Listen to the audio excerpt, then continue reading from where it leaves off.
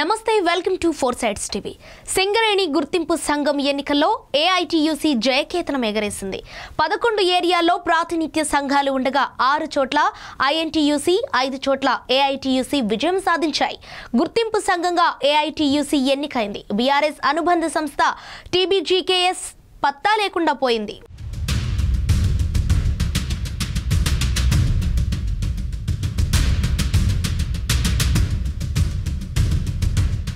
6 జిల్లాల్లోని 11 ఏరియాల్లో ప్రాతినిధ్య సంఘాలు గుర్తింపు సంఘం ఎన్నికకు బుధవారం నిర్వహించిన పోలింగ్ ప్రశాంతంగా జరిగింది. మొత్తం 39,773 ఓట్లకు గాను 37,468 ఓట్లు పోలయ్యాయి. అత్యధికంగా ఇల్లెందు ఏరియాలో 98.37%, అతి తక్కువగా శ్రీరాంపూర్, రామగుండం 3 ఏరియాల్లో 93% ఓట్లు పోలయ్యాయని కేంద్ర కార్మిక శాఖ అధికారులు తెలిపారు. రాత్రి 7 గంటల నుంచి డివిజన్ల వారీగా ఓట్ల లెక్కింపు చేపట్టి ఫలితాలను ప్రకటించారు. సింగరేణి ఎన్నికల్లో 13 సంఘాలు పోటీ చేశాయి.